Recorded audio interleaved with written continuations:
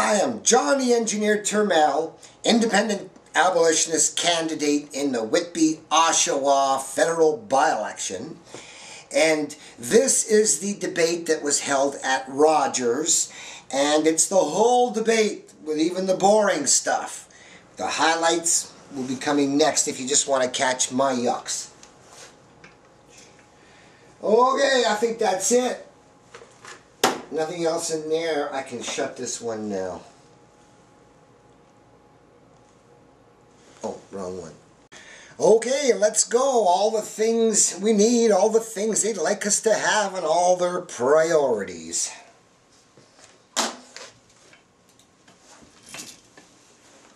Hello everyone and welcome to the local campaign. I'm your moderator, Don Pittman. On April 10th of this year, former Finance Minister, the Honourable Jim Flaherty, passed away unexpectedly. Mr. Flaherty was a long-serving MPP for the Whitby-Oshawa riding.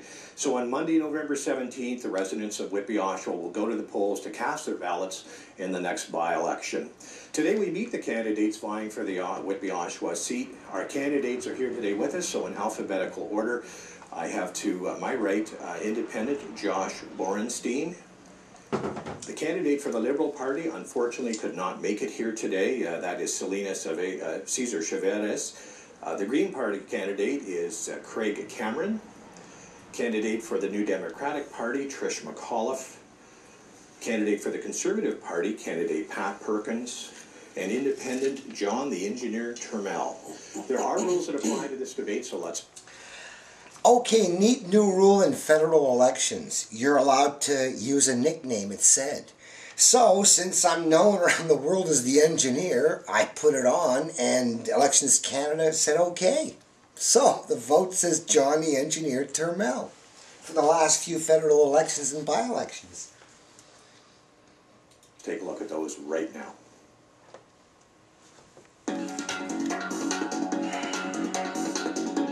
Each candidate will have 30 seconds for an opening statement. Not All much time. questions will be directed to the candidates by the moderator. Candidates will have 1 minute to respond to each question. 30-second rebuttals will be permitted at the discretion of the moderator. Each candidate will have 30 seconds for a closing statement. Not much to say what we want to say.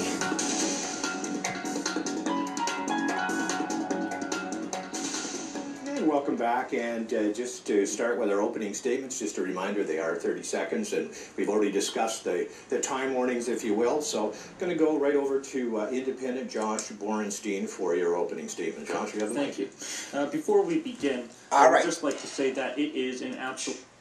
Josh is a buddy who supported bus bucks in the last municipal election in Toronto. privilege to be able to run in a riding that was represented by Mr. Jim Flaherty, a man who honorably and patriotically served this country. Also, I'd like to thank Rogers for hosting this debate and my fellow candidates for their participation. Lastly, my campaign will focus on monetary reform, electoral reform, and foreign policy reform, and those issues will be addressed in detail throughout the course of this debate. Thank you.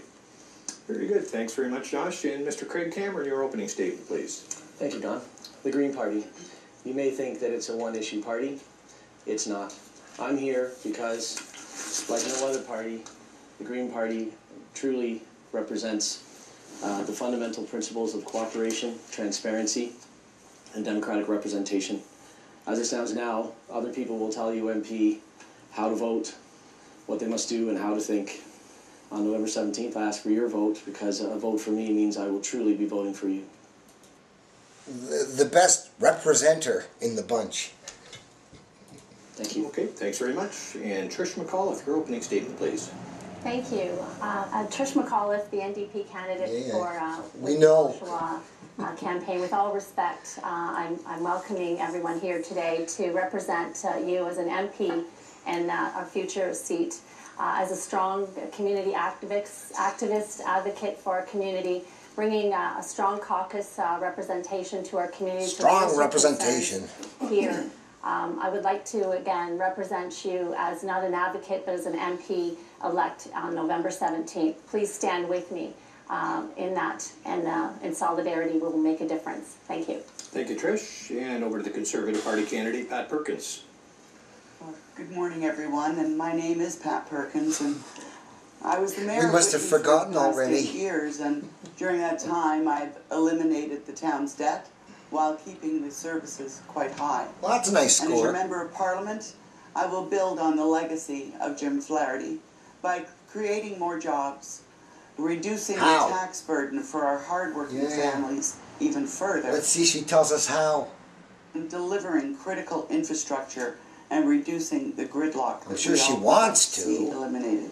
On November the 17th, I ask for your support. 30 seconds I Thank you, got. Pat. And moving on to the independent, John the Engineer Turmel. John.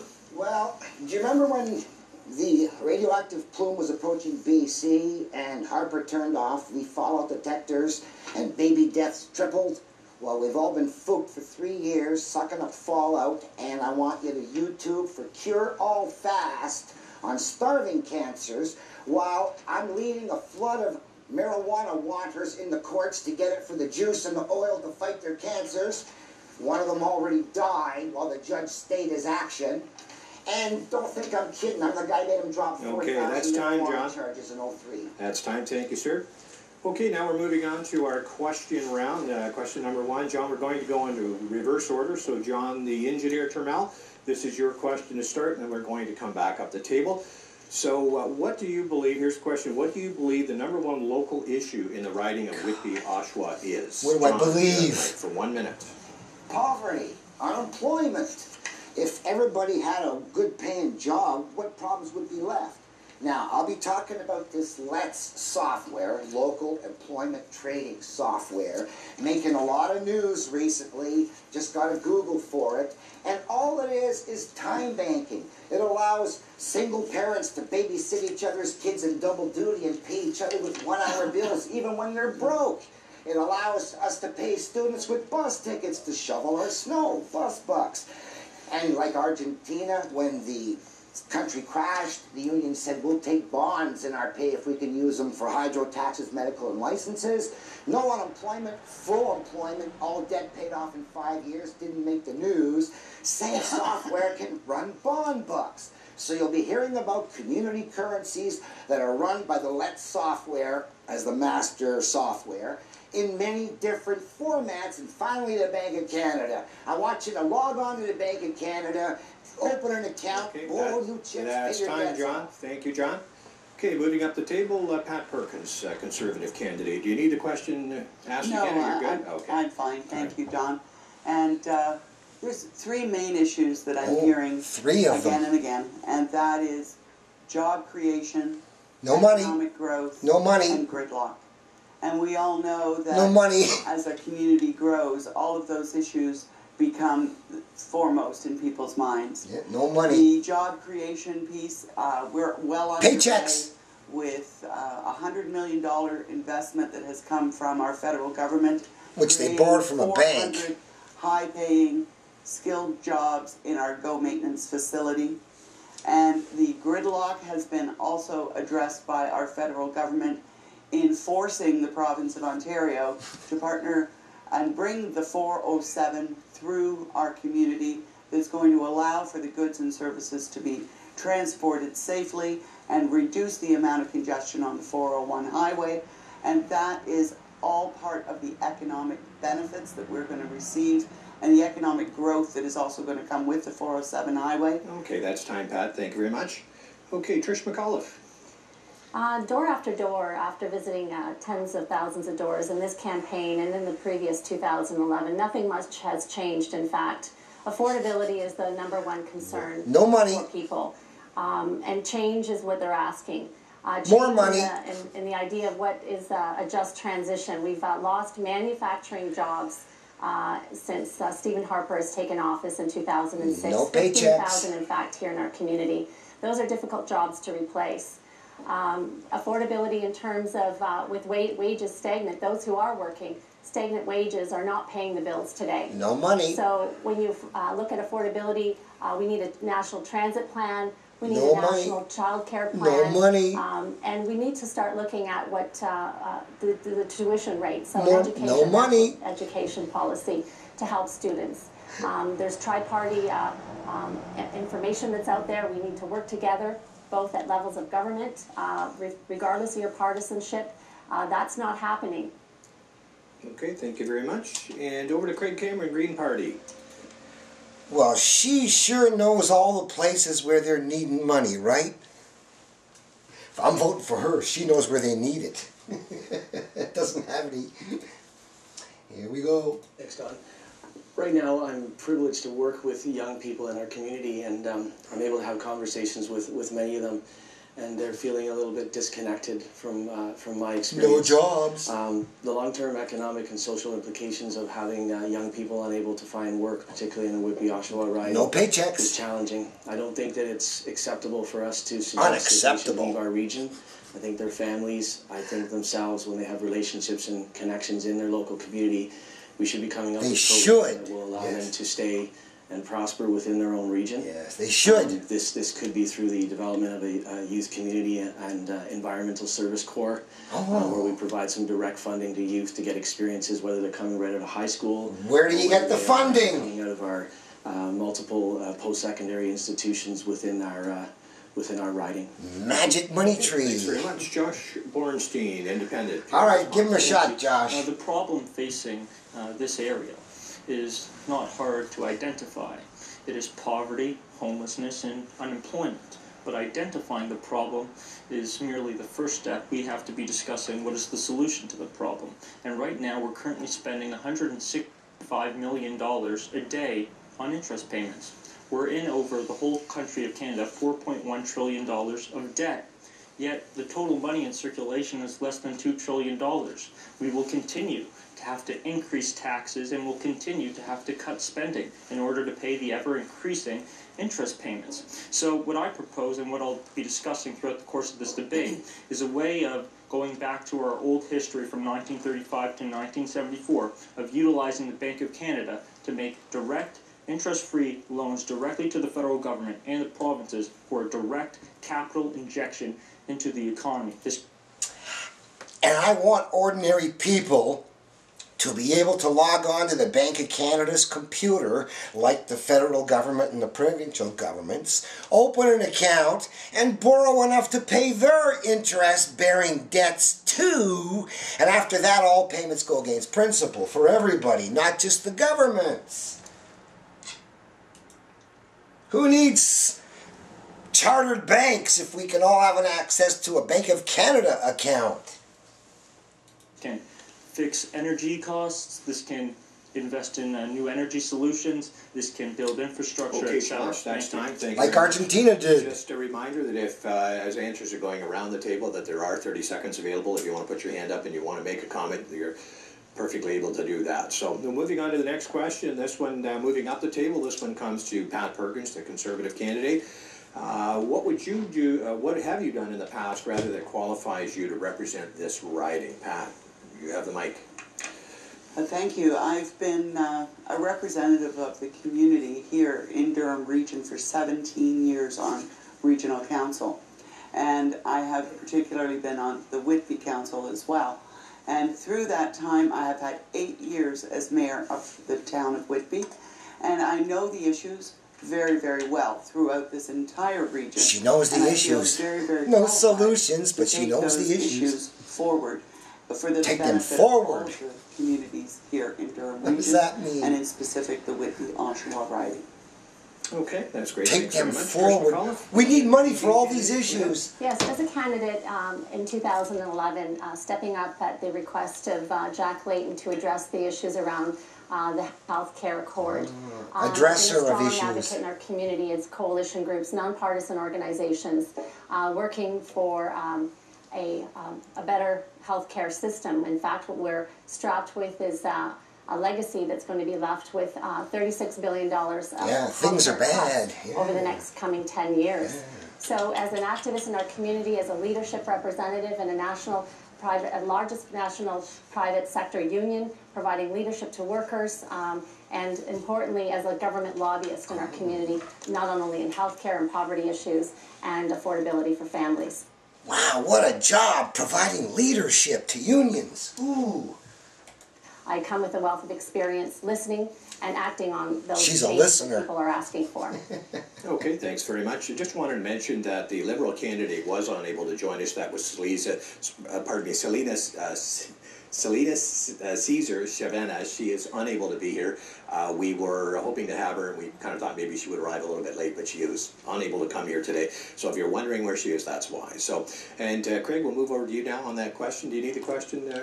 No, it's okay. Yeah, you're good? Okay, all right. So Craig Cameron, Green Party. You'd like things to be better, too. I've been living in the Durham region for over 15 years, specifically in Whitby for about 10 years.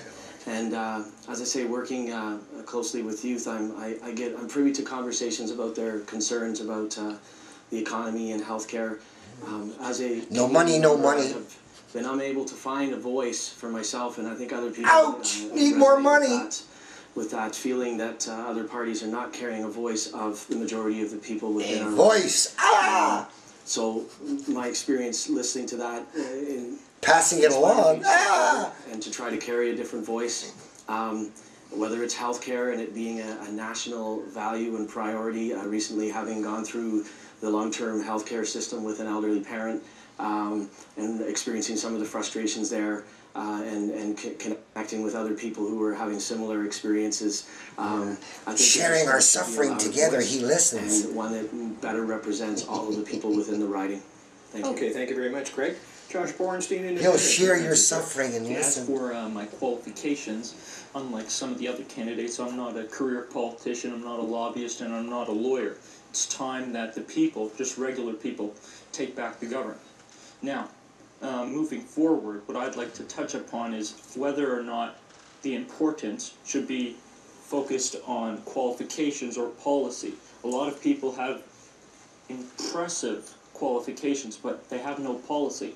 I have a monetary policy that will get us out of debt, will create the greatest socioeconomic uplift Canada has ever seen since the 1935 to 1974 period. And I'd like to have the opportunity to do that so we could actually have some jobs, we can actually have some prosperity. Thank you. Okay, thanks very much. By John printing Turmel, paychecks. Turn at the mic, sir. The question was, what have you done in the past that qualifies you to represent this riding?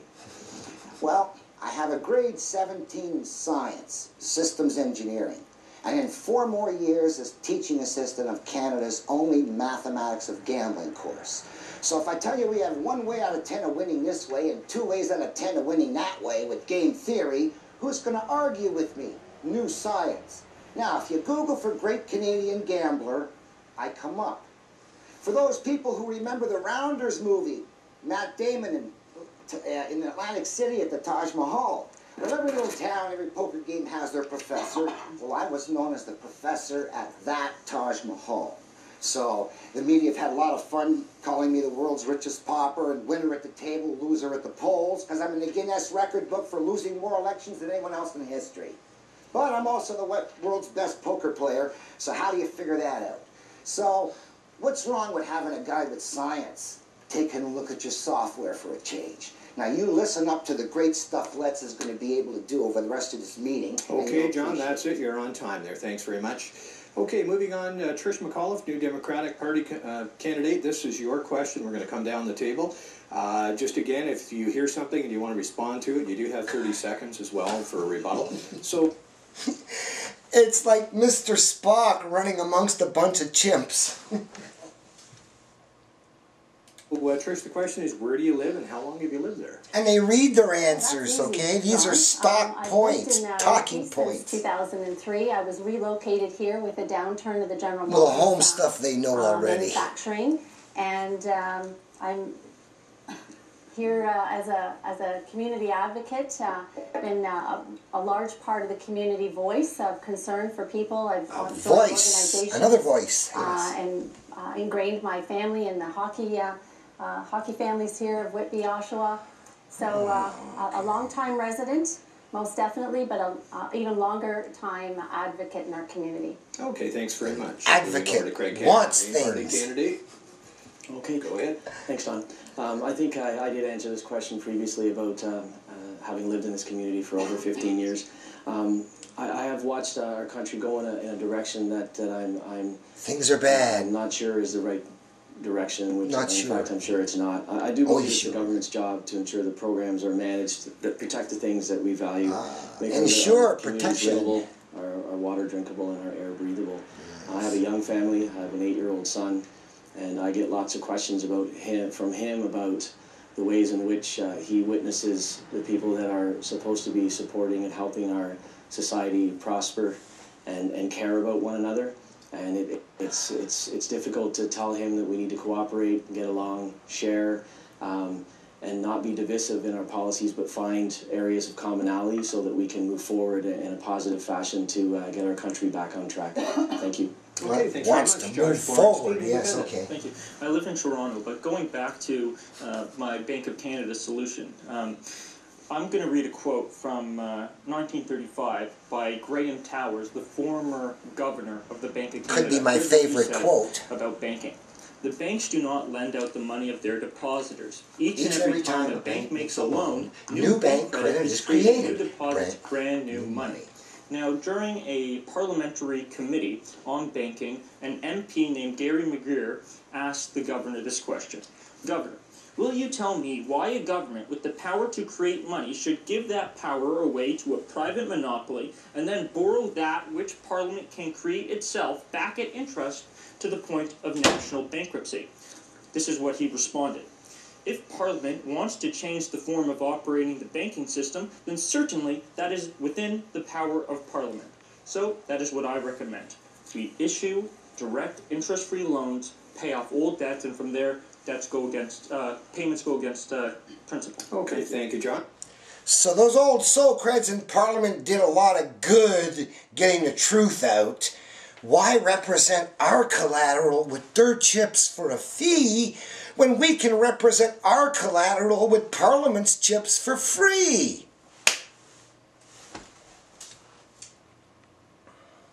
Okay, John Turmel, your response. Where do you live and how long have you lived there?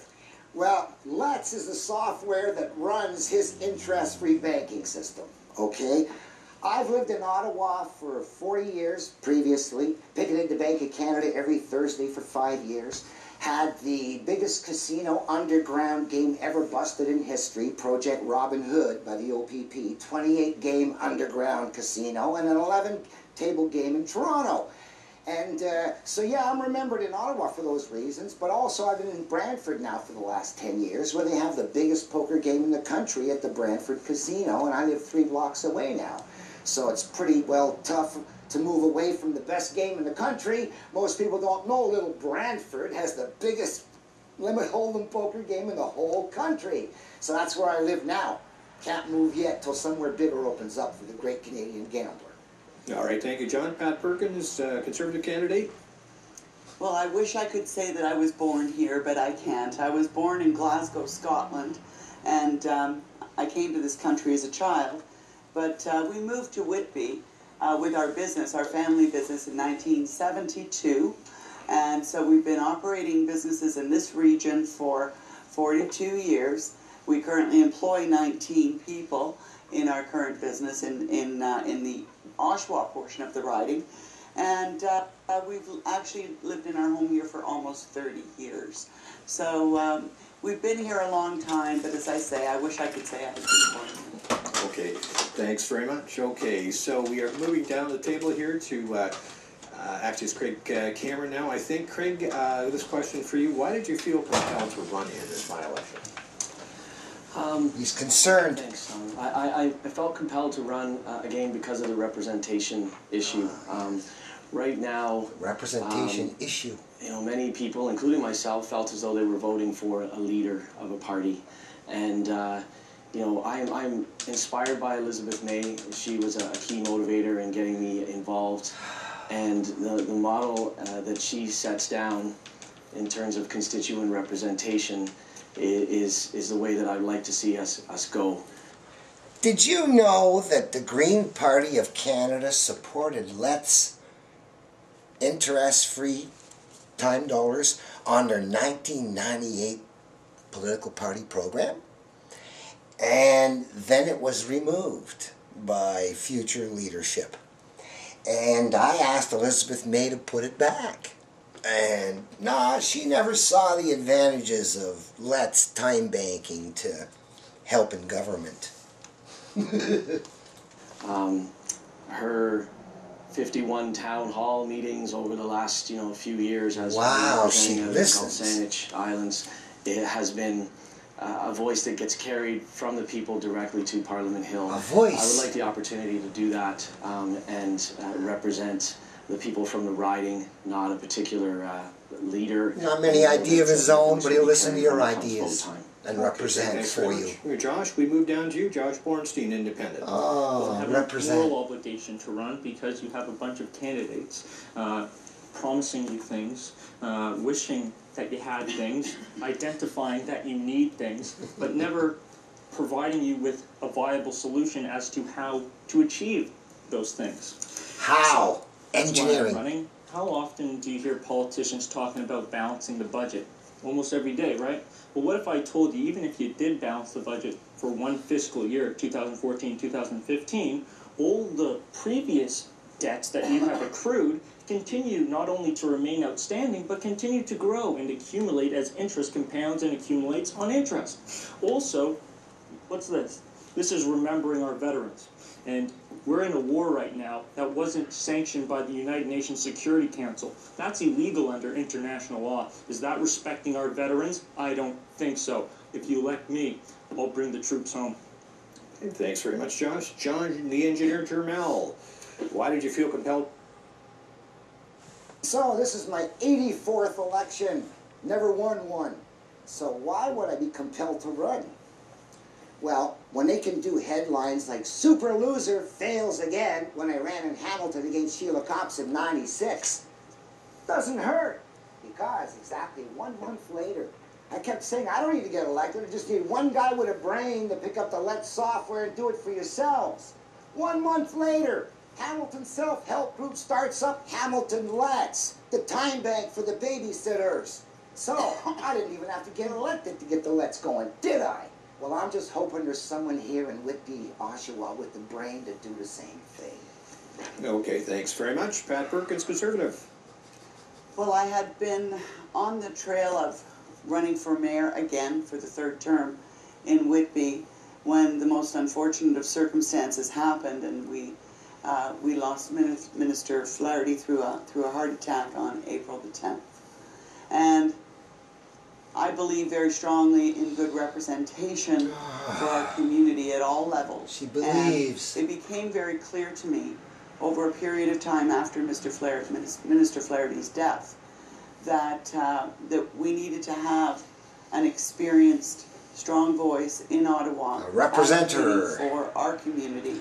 And I believe that after some serious conversations with my family and with people that I trust in the town of Whitby, I came to the realization that I needed to step up to the plate to offer Whitby-Oshawa riding a strong representation in Ottawa, the strongest and best that I could provide. All right, thanks very much, Pat. And Trish McAuliffe, New Democratic Party. They're all three great representatives. Yes, running in this campaign was not something new, something that has been actually a lifelong passion. I've been a social justice advocate my whole life, stemming even from the values that my father had in the Second World War, that we have to step up and step out to make change and to make it a better place for all Canadians. I value that. I value my community, and that as a new member, having been impacted with job losses myself, I've seen the devastation from family after family. Stepping up and running for office is about putting yourself out to serve a community. For me, it's a fresh voice. It's bringing determination and passion to making change for people. No idea Change where to people go, have but been, she's going to go fast aware of with that, passion. In fact, it's been ignored by God. these governments today. In fact, Stephen Harper, his Conservative government is not being supported at door after door after door that I go to.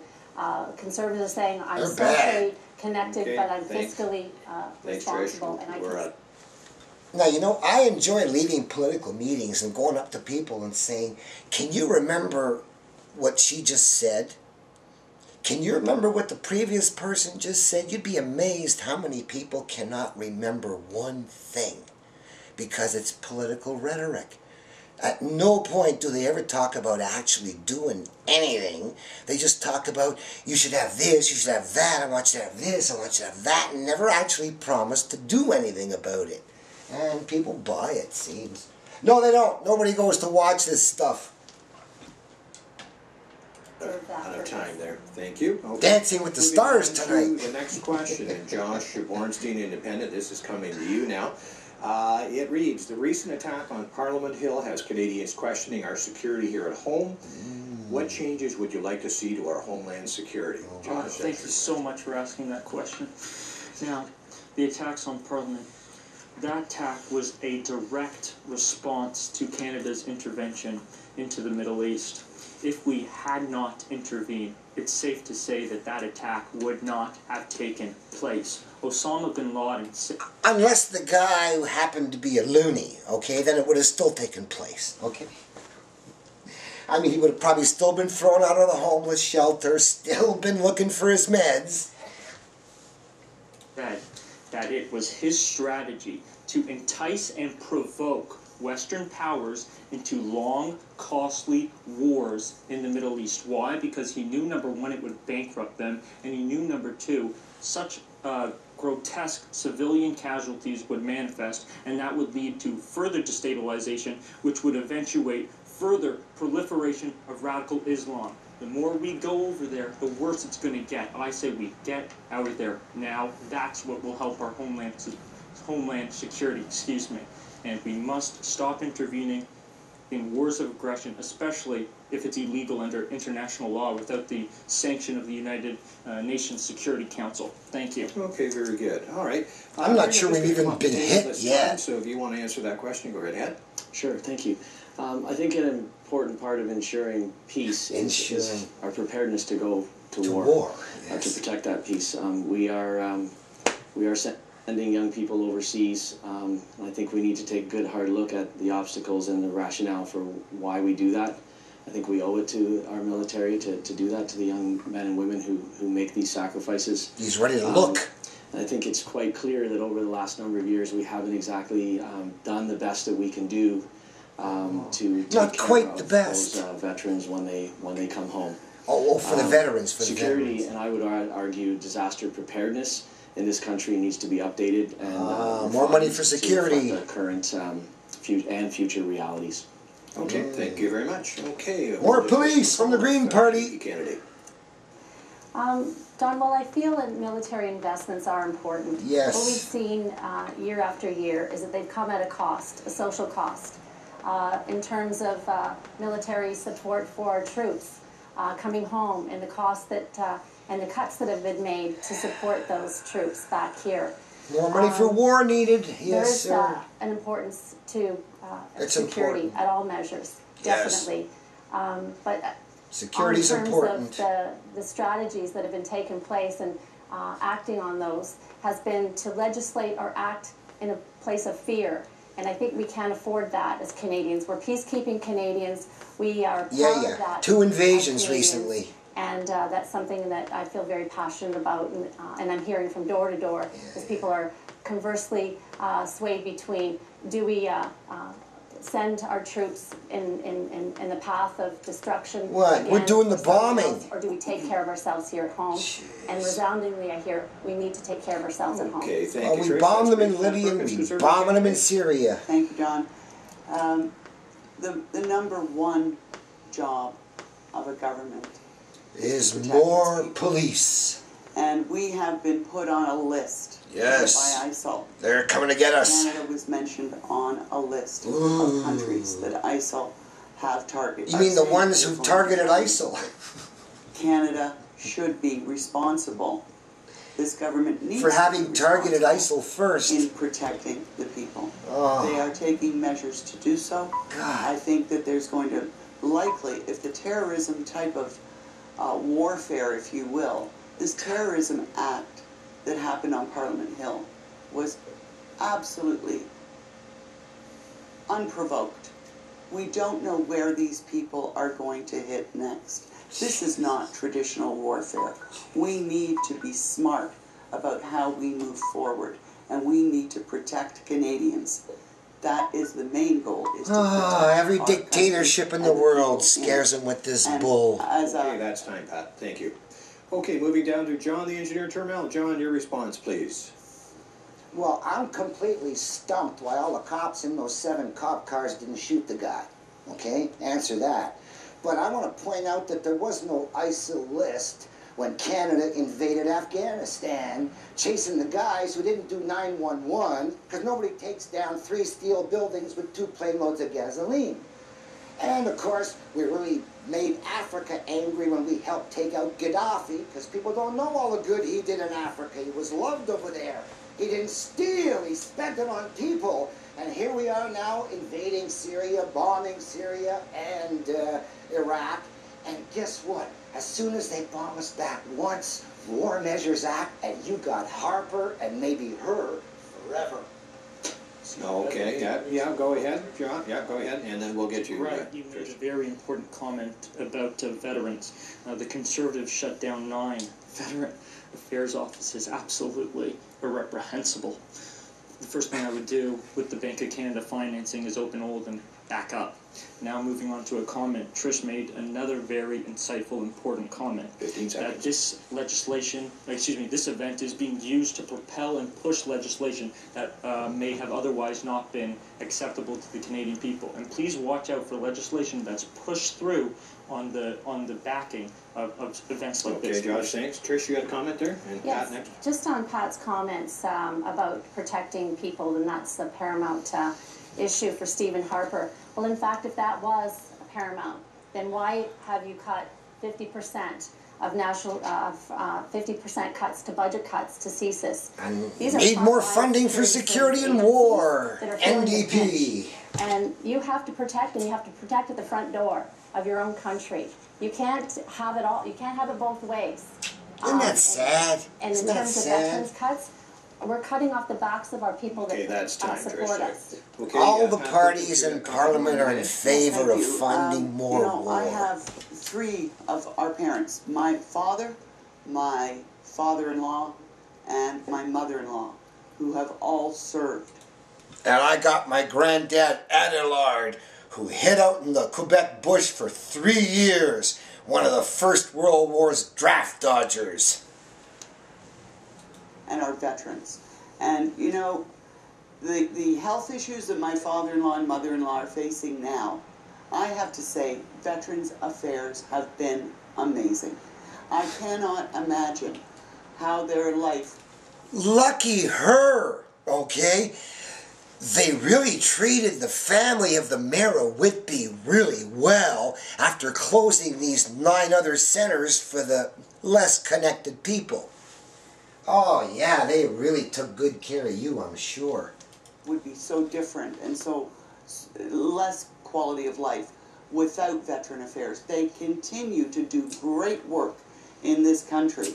And the government apologist every day. Okay, Pat, that's it. We have Cutting 9 centers, but one things are so follow-up wonderful question, for then her. we'll move on to the next question. Go Pat, ahead, I'd 30 just like to seconds. thank your family for their service to this country.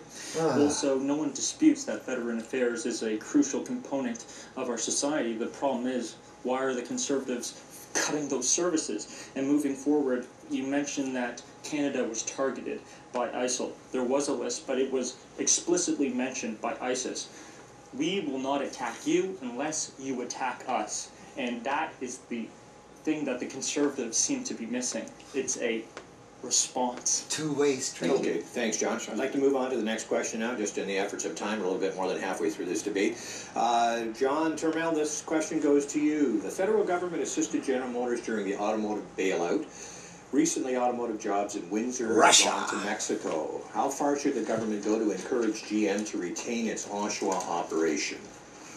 Well, You have 1 minute, sir. all right. I have a headline that points out that when the banks crashed in Russia in the 1990s, not only were 750 cities and states issuing their own bond currencies based on things you could buy like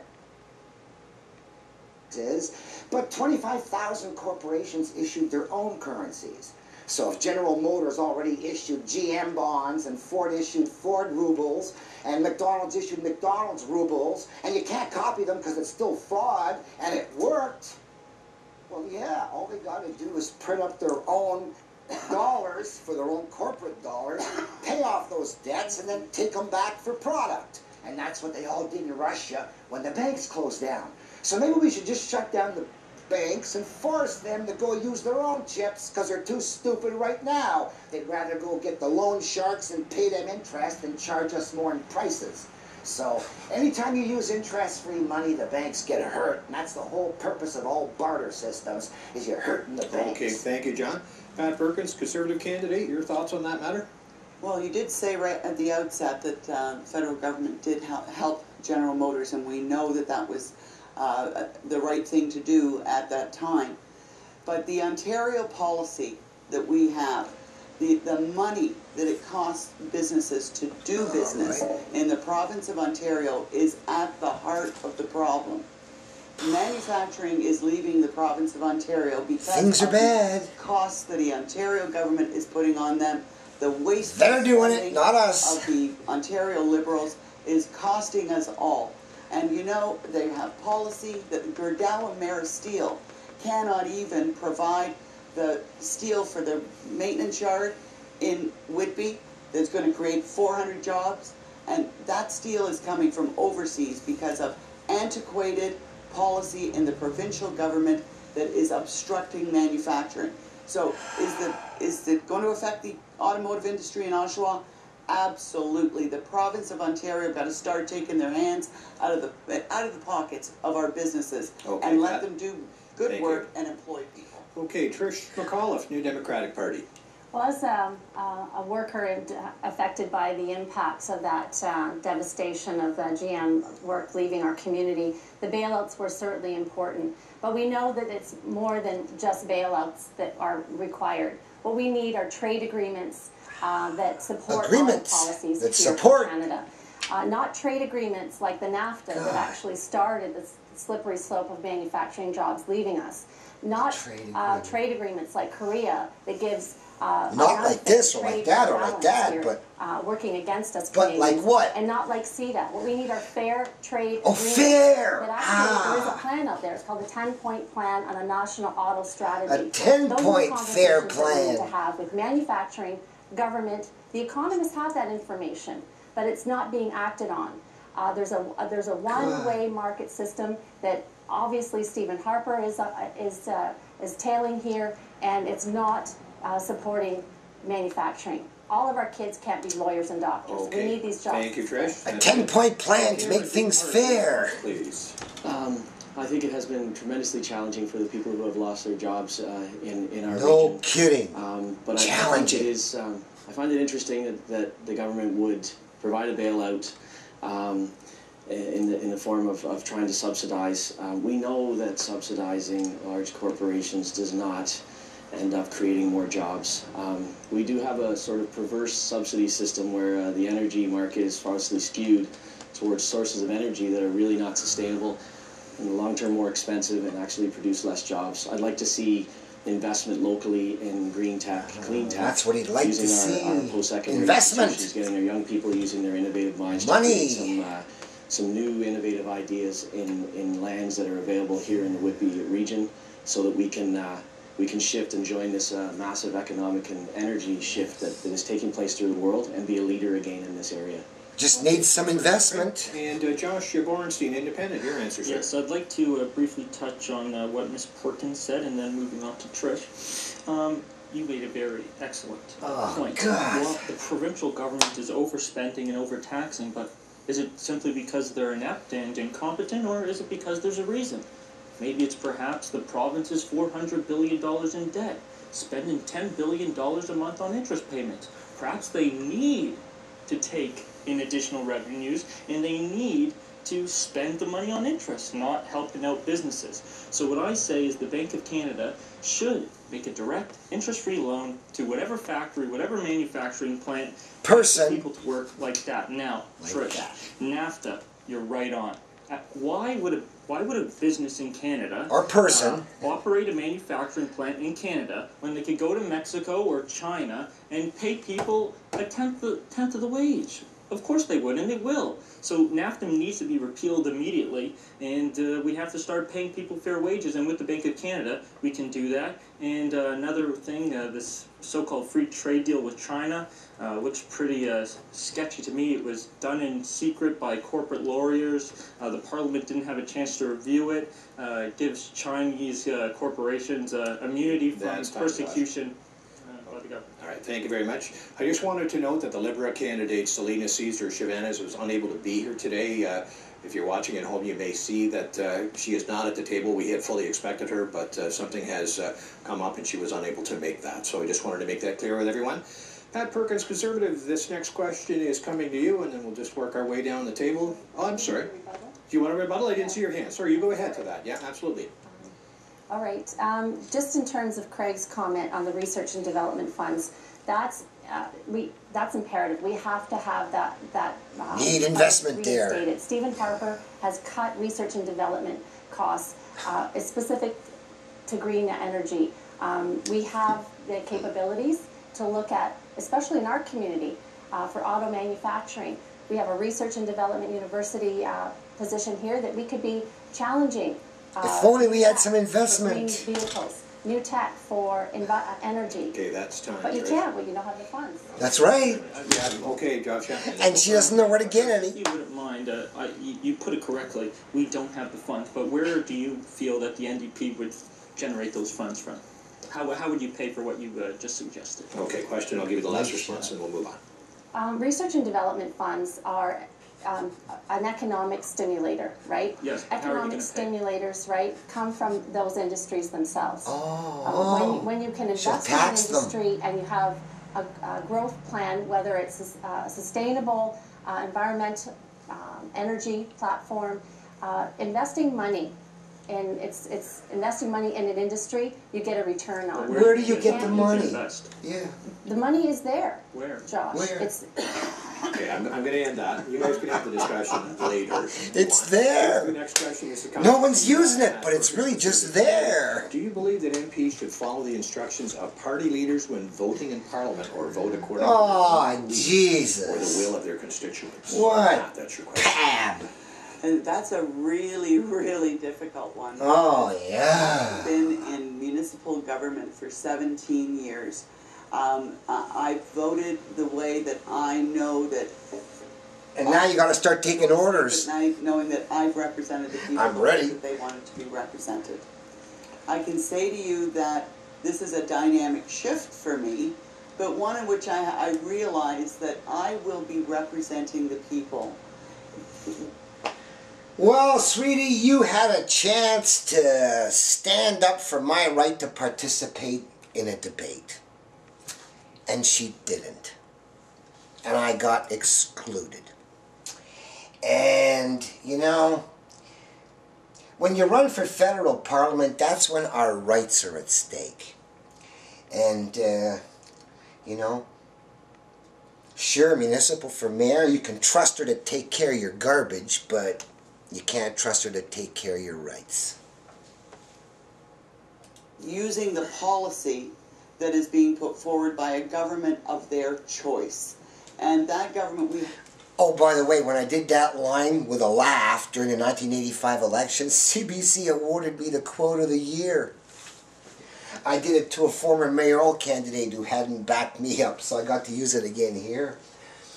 I trust you to take care of my garbage, but I don't trust you to take care of my rights. Have to come to consensus on items within that government that do benefit the vast majority of Canadians. Consensus is what you need to benefit the majority. On some issues, I understand that, but if you are doing the best thing for the majority of people, then I'm comfortable with it. That's right. Okay, very good. Thanks. Minority, out of luck. ask that question again because I got lost in that. Do you believe that MPs should follow the instructions of party leaders when voting in Parliament, or vote according to their own beliefs or the will of their constituents? It's a little bit of a complex question. Well, I believe that people are astute enough to understand the positions of their government. And the government, whether the government sitting or, like in my case, the opposition government. I chose to run with an NDP platform that has values and morals based on how I see our community working most efficiently and effectively. That's where I stand behind a strong caucus and the principled leadership of Tom Mulcair. And I believe so she'll do what he says. That he makes nice man, so I'll do what he says. Fact, ones that I could live up to in my own community. And I believe when people elect you, my party, right or wrong, and the values that you bring along with your party. People today are saying door after door they don't like the policies of the Stephen Harper government anymore, and they're looking for change. They want that social consciousness brought back again. They know they can depend on the NDP to get that work done. Okay, thanks very much. Craig Cameron from the Green Party, your thoughts? Well, quite clearly the real change party believes in autonomy for MPs in their right to vote on issues. Everybody believes in it, yes. Whether that be a personal or a constituent stance to support what it is. And I think there has to be more effort on the part of MPs to really engage their local more communities. Effort. I did mention that that Elizabeth May is setting a though you get thrown out of the party, which is actually based on our old democratic foundations of having town halls, reaching out, making sure that we spend some of that time and energy and money really getting a good survey of what it is that the local constituents listening, for, what good listeners, and then bringing that vote to Parliament Hill, and the Green Party offers that freedom to do so. Okay, thanks very much. And Josh Bronstein. Notice he didn't answer the question, okay, right? Thanks for the question, and this brings me to the third pillar of reform for my campaign. It's not a difficult question. Of course, they shouldn't vote automatically with the leader. They should vote according to the will of the people and their constituency. That seems quite obvious to me, which brings me to my next point, which is we should transition and transform political parties into political action committees that would have the power to endorse but not fundraise for candidates. So when you would go to the ballot, I think the representatives should say, I'm going with the guy who says we win 2 times out of 10 this way instead of 1 time out of 10 that way, and I don't care how you feel. I ain't representing you guys. If you want to go with the 1 out of 10, vote me out. So, maybe people should not necessarily just parrot what the uninformed want. You would only see the individual's name, but you wouldn't see the party affiliation. And independence would result, people wouldn't be obligated to serve make them take off their jerseys? Come on. Political managers, but rather the constituency. And going back to Elizabeth May, in 2011, she was the only member of parliament to vote against the Libyan war, and how correct she was. Libya is a complete hellhole. Different terrorist factions are controlling the country, making it a complete and utter chaos. Okay, Josh, that's time. Thank you very much. John, the engineer, Turmel, what's your answer to that question, sir? Well, there will come the day where the smartest idea wins.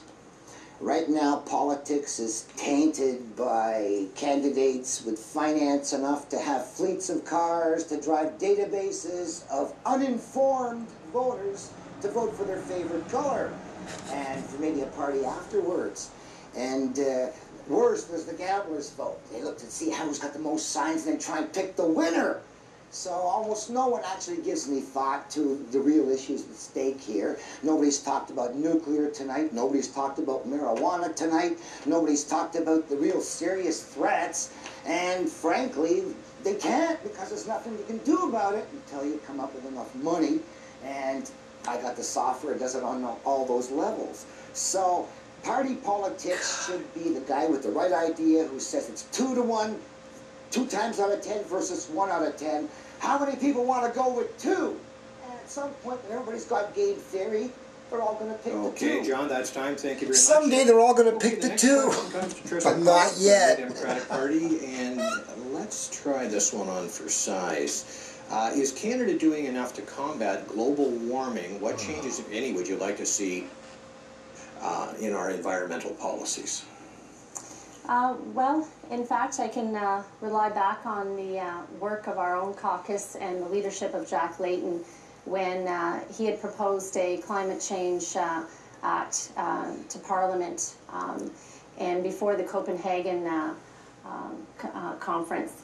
And in fact, it was presented to the House, and it appeared as though that Climate Change Act was going to be one that would be something of prize to deliver at Copenhagen. Well, he's a loser. And our government supported that. It went to Senate, and because of the decisions of the Senate, which was predominantly conservative support, turned it down. A rare good turning deed. point when I believe that Canadians know what they're up against in terms of climate change and Yeah, it's cooler now than '98, we lady. know that we've got the support in Parliament, but we have to do better to get that to pass. I know with the leadership of Tom O'Kerr in 2015 as an elected representative, that will get done. Okay, that's time, Trish.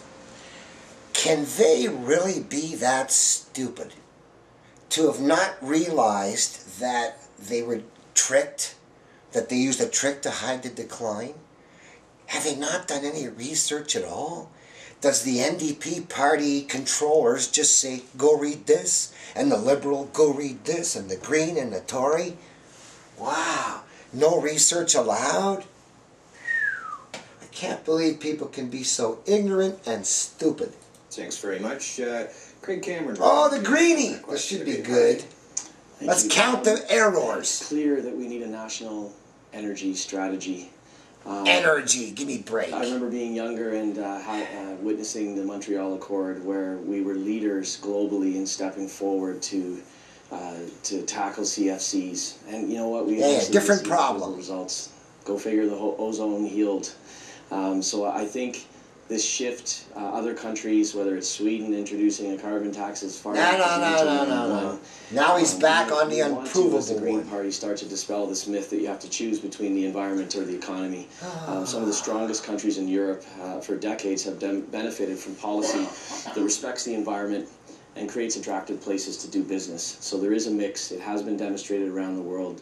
There is evidence that shows that this can work. We need to transition and shift to work. And how are poor countries supposed to come up with such developed technology to produce energy? Eh? Oh no, they can just stick with the cow dung, you know, burn that in your fires. Towards the green economy and away from the subsidies that are favoring a few sectors in the economy. Okay, thanks very much. Josh Borenstein, Independent, your response to that? Okay, thank you. So we are addressing anthropogenic global warming. That is man-made global warming, specifically from CO2. Now, if you just look at the satellite data from 1998, you'll find, just take 5 minutes tonight, go on the internet, look at the satellite internationally recognized data, and you'll see from 1998, the global temperature has actually been cooling. There has been some pockets of the globe where it has been rising, but And from the dirty 30s, when they had even hotter years, that means it's been in decline for the last 8 decades. overall, net, it has decreased. And so I'd like Greg to explain how what they call the pause in warming, how that phenomena is occurring. You shouldn't call it the pause in warning. You shouldn't accept that premise for an argument. It's a decline since '98 because it fits so perfectly with the fact that you've got the trick to hide the decline. So the moment you argue about the decline, they use the trick to hide. Now they're vulnerable. But if you accept pause in rise, well, now they're not so vulnerable to the fraud of what they did. And also, I don't necessarily say that there's no damage to the environment. Of course there are pollution, deforestation, and I would like to utilize all Greg's solutions. I would like solar power, I would like wind. All these solutions are great and viable, but not specifically for the reason of global warming, but for economic purposes, energy independence. They're all great solutions. And okay, that's all I have. Thank you. That's good, Josh. Thanks very much. John Turmel, your response, please. Agreed. The unadjusted data shows that the temperature broke off in 1998 despite rising CO2. And yet you still have these clowns screaming that it's going up with all sorts of constant reports. Professor Christopher Keating, they've changed it from global warming in degrees to climate change in climes, whatever that is. Says no one, $30,000, no one can disprove climate change. Well, of course you can't disprove. It always changes. No one can disprove Martians are going to invade. But you can't say, tell you what, I bet you $100 I don't invade this week. And when he backs down, you know how confident he is. So I bet that professor $100 it'll be cooler next year, and he backed down. I'm betting the global cooling continues, so you better put away your Bermuda shorts and get out the shovels. And I'll talk about bus bucks for getting youth to shovel your snow coming up next. All right, thanks, John. Pat Perkins, Conservative candidate, your response, please. Thank you very much. And there has been a shift, hasn't there, from the people talking about global warming to people talking about climate change. That's right. Because the global warming thing, it certainly has proven to be not quite as accurate as some of those scientists were hoping it would be. Way off. Until you've got a consensus They between lied. scientists A that trick. are studying this stuff, I'm not sure anybody's got the absolute perfect solution to the problem. I'll bet. And I do know that, you know, when you've got countries like China who are putting in coal-fired generating plants at a rate of probably Because they know it's getting cooler. They want to get warmer. So much more happening on the negative side that is so far out of our control that the thing are certainly being overturned by some of the policies in some other countries.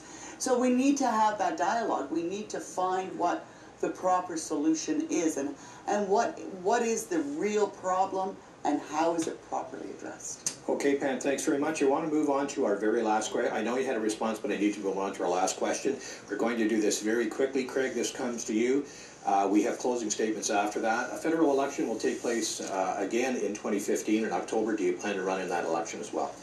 At this point, the answer to that would be that's the plan. I'm new at this in this arena, but as a citizen of the Oshawa Whitby riding, I have felt a real need to sort of step forward and put myself out here. I think somebody said at the beginning that it takes a certain amount of courage, and I commend everybody for stepping up on getting an idea of that does take some courage and Okay, I'm going to stop you there, and I'm going to move on to Josh. It helps to have not only courage, but a good idea. I'm not sure. You're not but what I'd like to say is Very quick. back on to my main focus, monetary reform.